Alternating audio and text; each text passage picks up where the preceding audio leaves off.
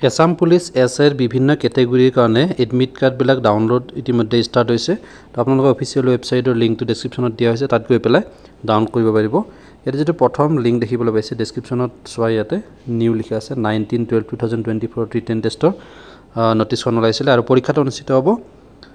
5 জানুৱাৰীত ইয়াতে বিভিন্ন কেটেগৰীবিলাক দিয়া আছে ইয়াত গৈ পেলাই নটিছখন চাব পাৰে আৰু ইয়াতে যেটো লিখা আছে এডমিট কাৰ্ড ৰিটেন টেষ্ট ইয়াতে ক্লিক কৰি পেলাই আপোনাৰ এডমিট কাৰ্ডটো ডাউনলোড কৰি ল'ব পাৰিব এটো ইয়াতে চোৱা লগইন কৰিবৰ কাৰণে আপোনাৰ application number candidate name date of birth আৰু ইয়াতে যেটো ক্যাপচা ভ্যালু আছে এটো দি পেলাই ডাউনলোডত ক্লিক কৰিলে আপুনি লগইন কৰি পেলাই নিজৰ এডমিট কাৰ্ডটো ডাউনলোড কৰিব পাৰিব আৰু পৰীক্ষাটো অনুষ্ঠিত হ'ব 5 জানুৱাৰী 2025 এডমিট কাৰ্ড ডাউনলোডত যদি কিবা অসুবিধা পায় তেনেহলে এফালে কিছুমান কন্টাক্ট নাম্বাৰ দিয়া হৈছে হেল্পলাইন নাম্বাৰ কেইটাত আপোনালোকে হেল্প ল'ব পাৰিব কল কৰি পেলাই ঠিক আছে আৰু লগতে যিখিনি প্ৰিভিয়াস ইয়াৰৰ সাব ইন্সপেক্টৰৰ পৰীক্ষা অনুষ্ঠিত হৈছিল তো সেইখিনি ভিডিও লিংক বিলাক মই ডেসক্ৰিপচনত দি দিছো তাত গৈ পেলাই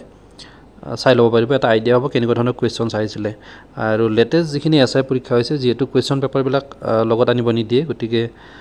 যিখিনি মেমৰি বেস কোৱেশ্চন আছিল সেইবিলাকৰো ভিডিও লিংক দিয়া হৈছে আৰু যিখন লিংক পেপাৰ আছিল তাৰো গোটেইখিনি লিংক আপোনালোকে ডেসক্ৰিপচনত পাব সকলোকে শুভেচ্ছা থাকিলে ভালদৰে প্ৰিপাৰেচন কৰক ধন্যবাদ